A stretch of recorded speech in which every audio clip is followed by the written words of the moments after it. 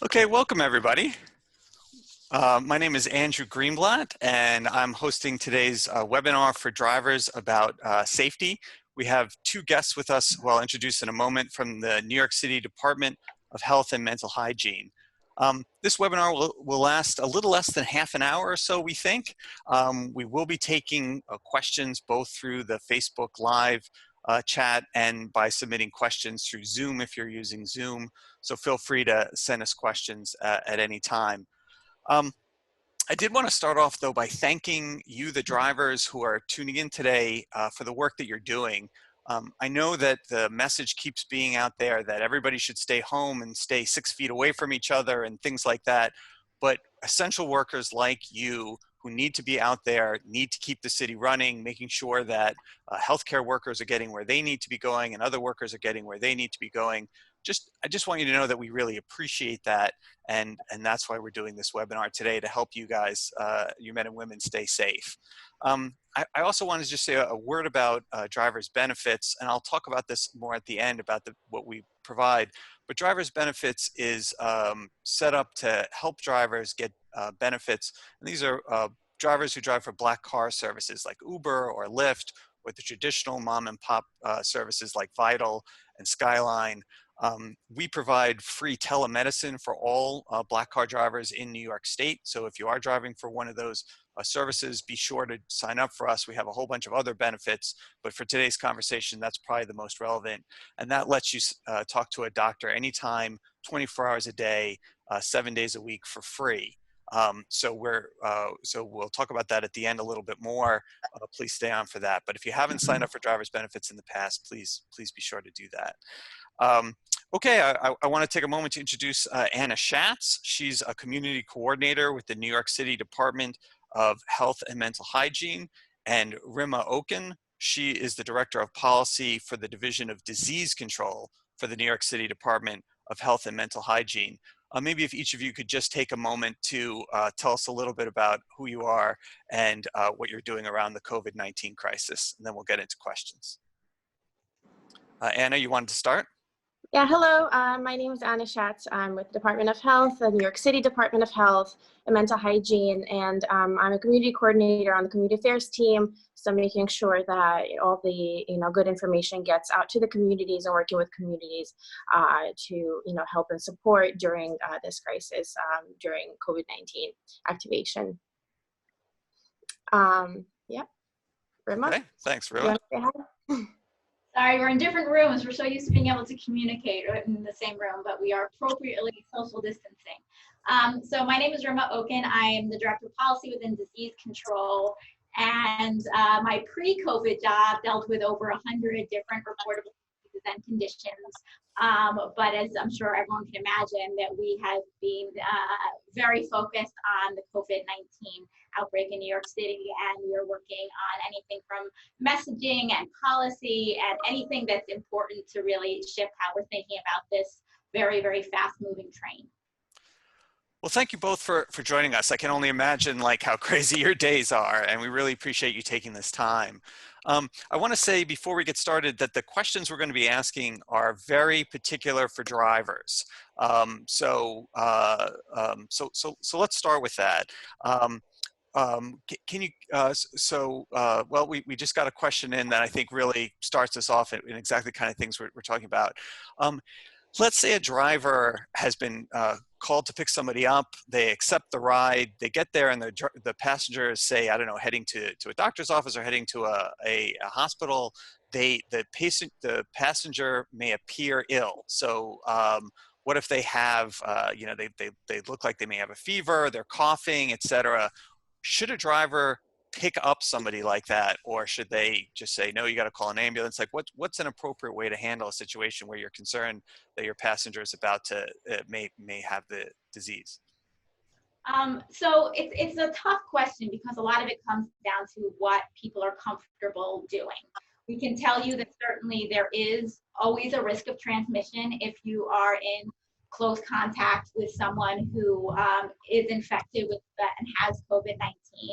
And we can give you steps that you can do to reduce the chance of you getting it. Whether an individual driver is comfortable picking up someone that's really up to them. I think it's important for everyone to know the risks, understand the risks, and make an educated decision about what you want to do. We have a number of things that we think it's important for all New Yorkers and for anyone that's in close contact with someone like a driver to do. The most probably that's very relevant to drivers is that if you are going to be within 6 feet of people, which is most cars, you would be within 6 feet of a passenger, to wear a face covering. And this can be just any secured paper or cloth covering. I have mine here. I don't need to wear it since there's no one nearby, but this is something that, I use when I'm hiking, and I found it at home and it's perfect. I can secure it to my face. And that provides an extra barrier if you are yourself infected and don't realize it. And so we're just really asking, New Yorkers to have to wear that. Hopefully passengers are wearing that too. That would be very, very helpful as well. And also just, disinfecting your car routinely, especially frequently touched surfaces.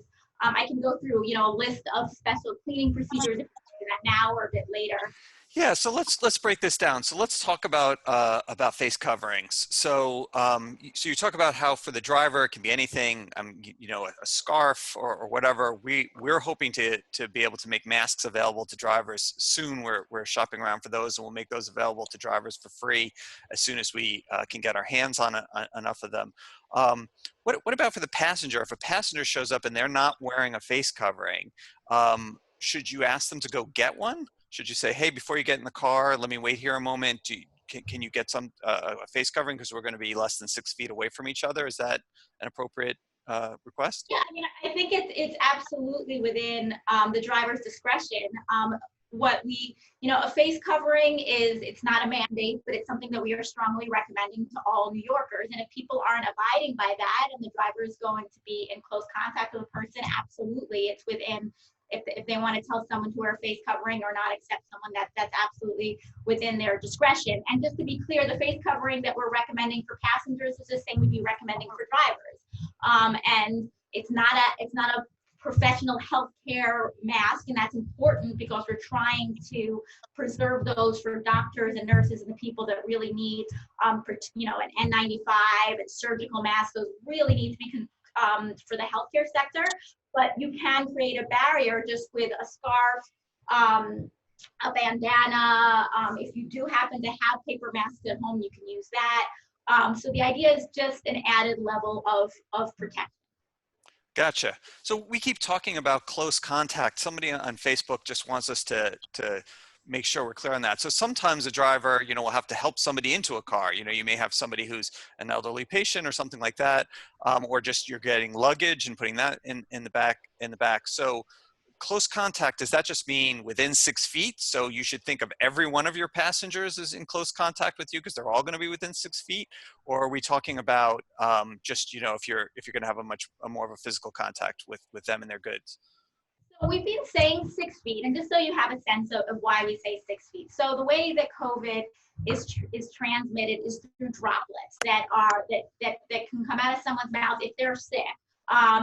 Usually when they cough or sneeze or do something that requires a bit more force. But there is some evidence it could also potentially, droplets can leave the mouth of someone who's infected, potentially even when they're just talking. So if you're in that zone, you are more likely to be infected. So that's kind of where we came up with that. It doesn't mean that you're 100% risk-free if you're not within 6 feet, but we think that is really a really safe zone in general, that you're far less likely to become in contact with that spray, and then that spray can enter your eyes or your nose or your mouth, or it could be on your hands and then you touch your face, and that's how that can happen. As far as coming more close and helping someone, it's a really hard time, right? Because our instinct would be we want to help someone with either get their luggage in the car or an older person to enter the car. And I would just stress that if we are doing that, to just definitely it's better if both parties are wearing a face mask. rather a face covering, not a healthcare mask, but a face covering. And that, is really important because you may not know, the driver themselves may not know they're sick, because we know there's people out there who are who don't have symptoms, maybe before symptoms show, or they're so mild you're not thinking anything about them. So it protects others and it protects you. If you are touching someone or some things, we do know that the virus can live on surfaces. Unfortunately, the evidence is all over the place about how long it can live on surfaces, and it matters what kind of material it is. And it also matters, whether, living on a surface is different than it being in a form that can still make you sick. So unfortunately, because this is a new virus, there is a lot we're still learning about it. But we know that hand hygiene is super, super important. So if you are touching another individual, or you're touching their luggage, have hand sanitizer in the car. Immediately use that as soon as you get back into the car. And again, clean the steering wheel and things that you're touching, just in case you accidentally touch something while you still had something that's on you. So I think that would be the best precaution you can take if you are helping a passenger or touching their personal belongings, is to just be sure to use hand sanitizer, alcohol-based hand sanitizer right after that. Yeah, so we've been talking to drivers, and drivers are having a hard time finding hand sanitizer. So what we did was we put together, designed a kit that drivers can leave in their trunk with water bottles and liquid soap and that kind of stuff, paper towel and a garbage bag. So drivers, if you are saying, hey, hand sanitizer would be great, I can't get any, please go to our website and click the COVID-19 page, and you'll see we have a video of somebody who is put together a kit like that and is using a kit like that with stuff you can find anywhere, soap, water bottles, etc., and we can do that. So earlier we were talking about, it's up to the driver's discretion as to whether or not, they feel safe picking up someone who's clearly has some symptoms that they should be worried about. That is, the TLC, Texas Limousine Commission, would disagree with what you just said, at least before COVID-19, right? You can't show up to pick somebody up and just look at them and say, I'm not picking that person up. And those laws, were put in place to prevent things like, racial prejudice and things like that. In the time of COVID-19, do you know if first of all, Uber and Lyft's policies are any different? Like, are they going to penalize you if you show up and say, hey, I'm not driving this person? And secondly, do you know if the TLC has changed their position so that for-hire vehicle drivers don't have to pick up a passenger if they're concerned about their safety? Thank you. And you raised a very good point. Two things. One is those kits sound great, because we all know we're saying hand sanitizer, but it is so hard to get. So soap and water is actually,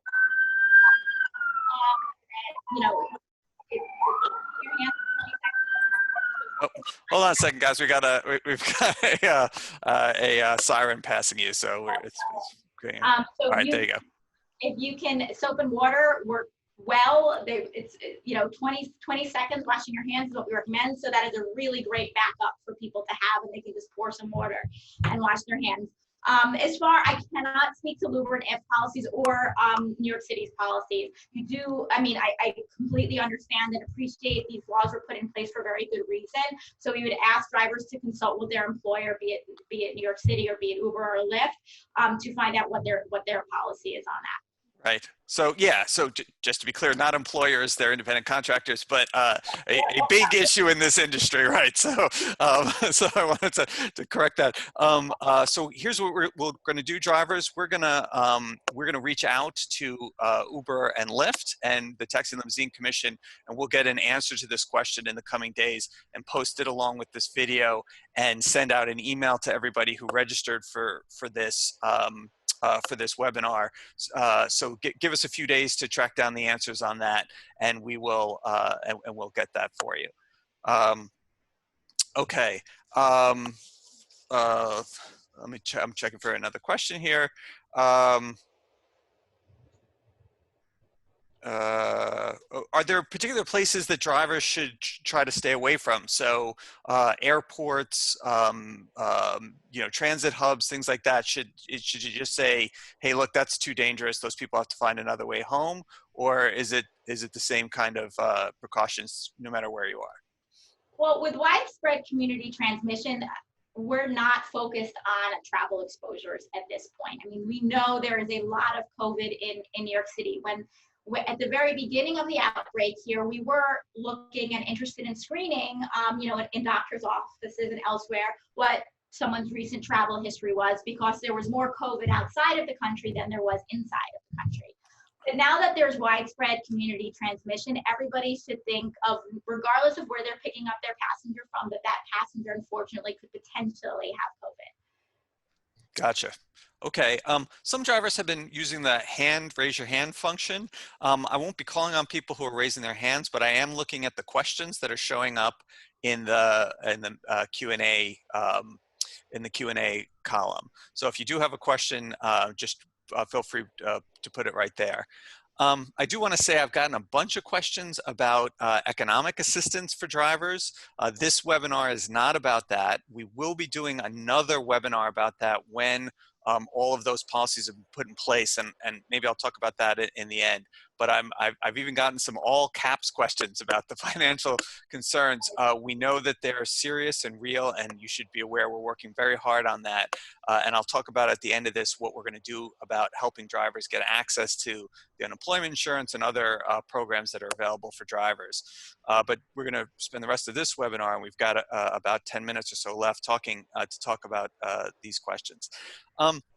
On the internet, some people have shown kind of do-it-yourself plastic barriers between the passenger and the driver. So they'll tape like plastic tarps, clear plastic tarps and stuff between the driver and passengers.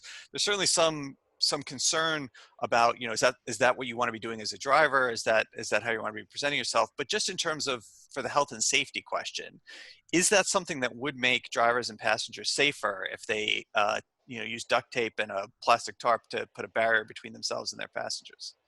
And what is ideal, which I recognize not always feasible, is something that's more fixed, like in the New York City taxis where they have those, plastic separation. Because of this droplet transmission that I spoke about earlier and this spray, certainly having a barrier could help protect the driver from that spray. I mean, there's always a problem with some of these, do-it-yourself. You don't know how well it's put up, but creating a barrier is a good idea. Just be mindful that that if you're taking it down, that you should wash your hands very quickly afterwards, because say if someone was in the back seat and they did, cough, and there is some of the virus on it, so it's very important to be very mindful of that.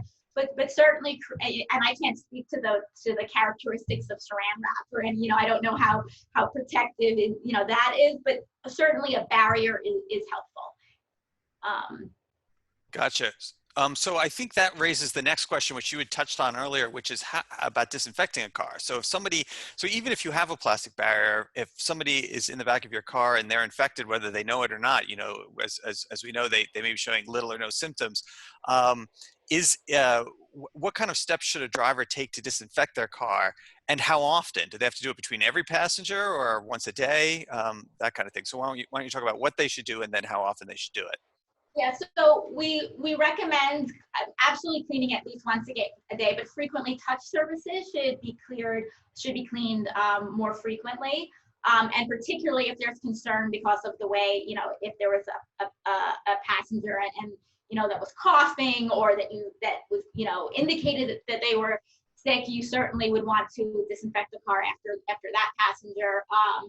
But it's using Clorox, alcohol-based, multi-purpose cleaning products, really, peroxide. So what you normally would use to say clean your kitchen counter, clean your bathroom. If you can get your hands on them, Lysol has some great wipes that can be used. And so definitely more frequently clean the things you touch most frequently. So that's really the steering wheel and your gear shift. And then also door handles, buttons for windows. So things like that people are like seatbelt latches, things that that passengers are going to touch invariably when they're in the car, to do that. When you are doing a cleaning, if you have them, it's great to use disposable gloves and to throw them away as soon as you're done cleaning. And to wash your hands or use hand sanitizer immediately after cleaning. Gotcha. Okay, so I do want to just let drivers know our COVID-19 resource page talks about disinfecting your car. We even have a video that shows people disinfecting the car and how to use it. We have links there to the CDC's page that talks about what cleaners work and what cleaners don't work against COVID-19. So you'll want to check that out as well. So let's talk about gloves a minute. So you had said, talked about possibly throwing them out. You're disposing of them after each cleaning and things like that. That's, I think most people who wear gloves, like put them on at the beginning of the day, take them off at the end of the day, and, feel like that's somehow a protection. Talk about how the gloves do help, how they don't help, and if you do need to dispose of them that often. I think drivers aren't getting access to gloves that often. If you're cleaning your car 10 times a day, you're not going to be able to go through 10 pairs of gloves a day and keep that up. Is there something else they could be doing? Yeah, I mean, and to be clear, the gloves are also to protect the driver from the disinfectants, from the cleaning material, right? So normally if you're cleaning when I'm cleaning my kitchen floor, I put on rubber gloves, and it's kind of that same concept to protect you from the cleaning material. But we also recognize we're not in an ideal world right now, and that it is very hard to get your hands on these things. So I think and certainly we want to preserve all medical gloves for our healthcare professionals who desperately need it, because they're touching and directly in touch with sick people, with people who may have COVID, and with fluid and what have you. But if you do happen to have gloves, use them. If not, I think the important thing to do is to wash your hands directly afterwards, or use an alcohol-based sanitizer. So And also to not touch your face. Yeah, that's what I was getting to. The gloves, that's a lot of things. People wear the gloves all day, but then you touch your face. It's no different than if you had touched your face with your hand. So it kind of gives a false sense of protection sometimes. The gloves can just as easily get virus on it as your hand could. So it's very, very important to not touch your face with your gloves on. So let's dig into this for a second, because I want people to understand what's going on. So my understanding of this is that COVID-19, as far as we can tell, you don't get it by touching it with your hands. It's that it gets in your face, your eyes, your mouth, your nose, your lips, that kind of stuff, and that your hand is a way to get it from another surface to your face. And that that's why we wash our hands so often. It's, if just in case I have some on my hands, I'm going to wash my hands and get it off my hands before I ever touch my face. With gloves, you talked about a false sense of security. Are gloves just like your hands? It doesn't matter if you're touching a surface wearing gloves and then touching your face with your gloves. It's the same problem. Is that what you're saying?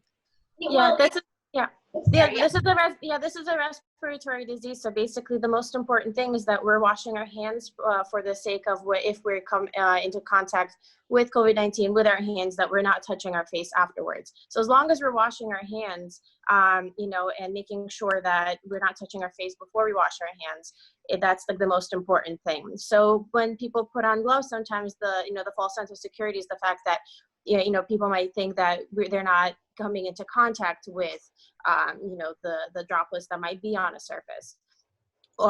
Basically, why we're asking people to wear face covering as well is that, if you're sneezing, if you're coughing, those droplets are not, going as far as 6 feet away from you. They just kind of like stay, close to you, the same way as if you're coughing into your sleeve and you're catching them there, right? And so as long as you're washing your hands before you touch your face, it's fine. So if you're coming into contact with something, there's no need to panic. It's just like, okay, now I need to just be mindful that I'm not going to, scratch my face, touch my nose or my mouth until I'm able to wash my hands or disinfect. So even if, a few hours have to pass until you're able to do that, just be very mindful about not touching your face. Gotcha. So just want to remind you, I see somebody's posting a question saying, hey, we can't get to a sink. We can't keep washing our hands. We do have on our website a description of a kit that you can put in the trunk of your car with water bottles and soap and things like that, and even a video demonstrating how to use the kit. Really, anytime you can pull over, you can pop your trunk and wash your hands. You can keep doing that throughout the day, even if you can't get access to hand sanitizer. So that seems to be a recurring theme on this webinar is wash your hands, wash your hands, wash your hands. And we are very sensitive to the fact that drivers are not, working next to a bathroom. They're not, not in a healthcare facility or a place that has a bathroom readily available. So there's not sinks readily available. We are sensitive to that.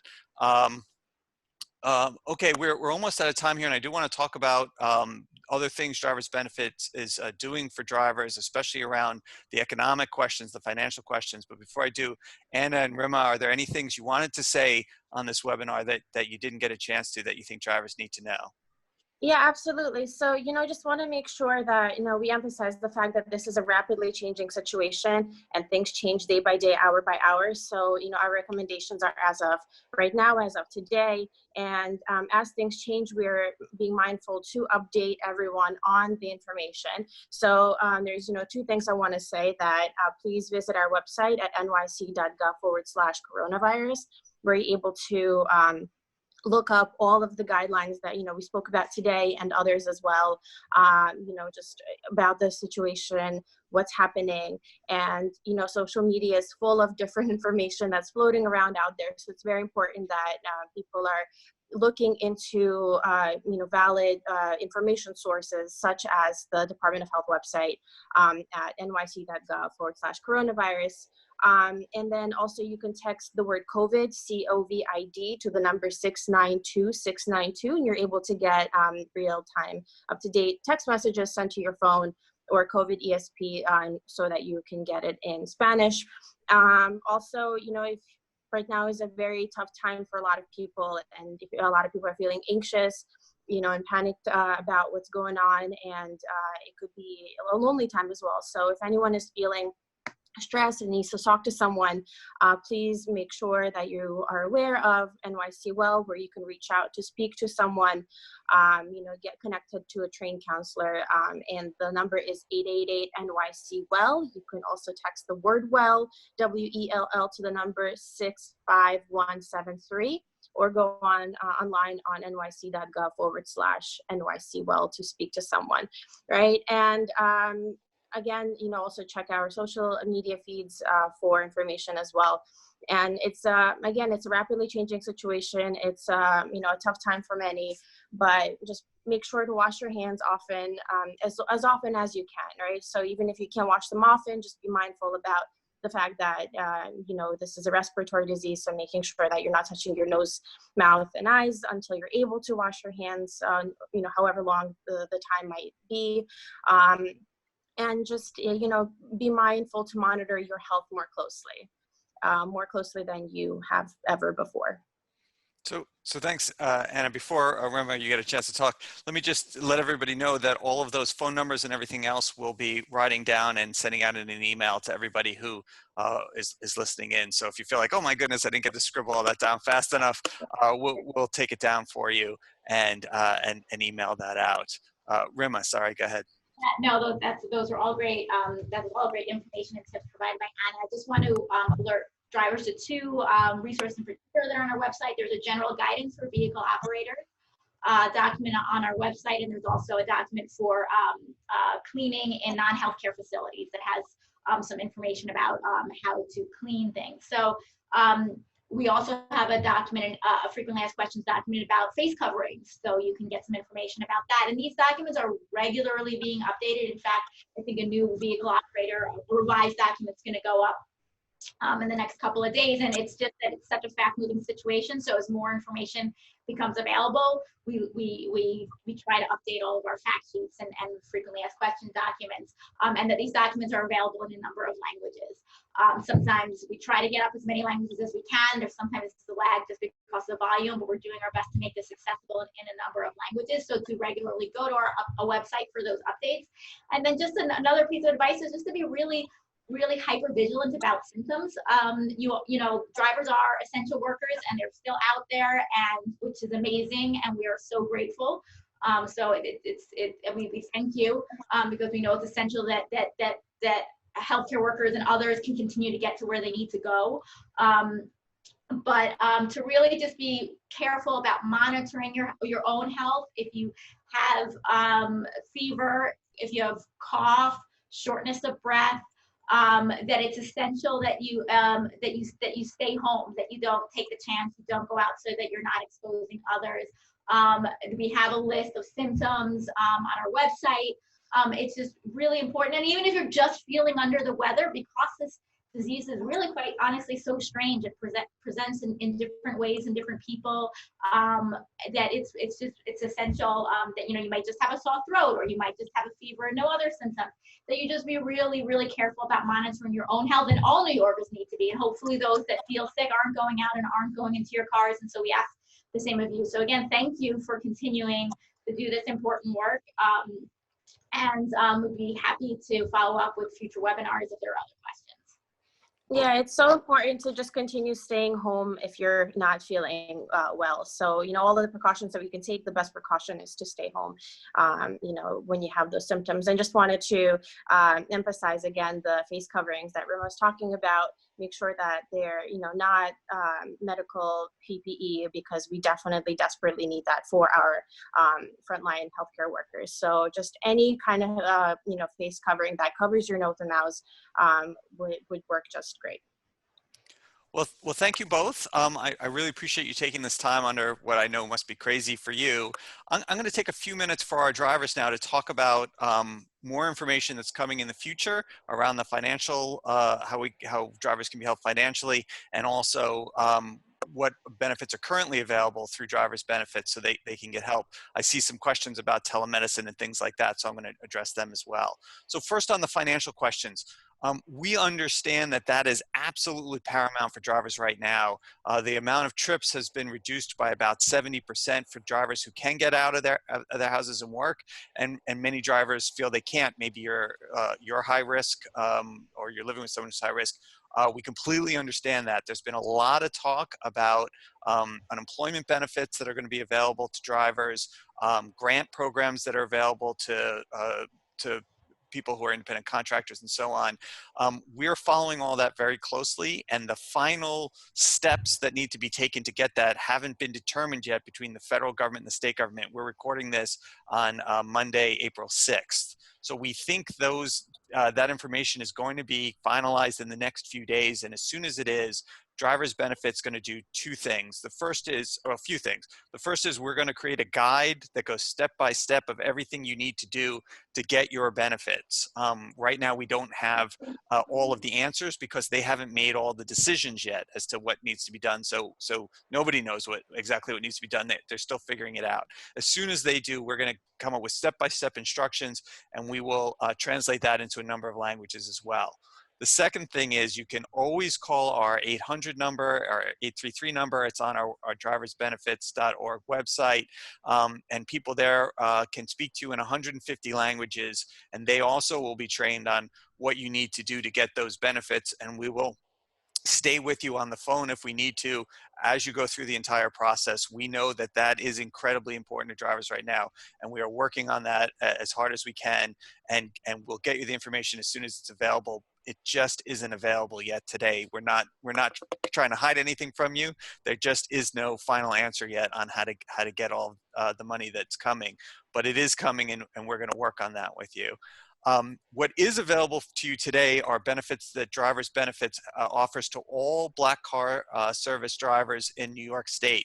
That's any Uber driver, Lyft driver, or any of the older traditional car companies. If you drive for those companies, you can sign up now, register for MD Live. That's our telemedicine offering, and MD Live can help you talk to a doctor anytime, 24 hours a day, 7 days a week. There are some waits now, as you can imagine. They're getting slammed, but you can make an appointment and a doctor will call you back. You don't need to wait on the phone for an hour or two waiting for a doctor to come get you. They will call you back if you set an appointment a few hours down the road if you use the app.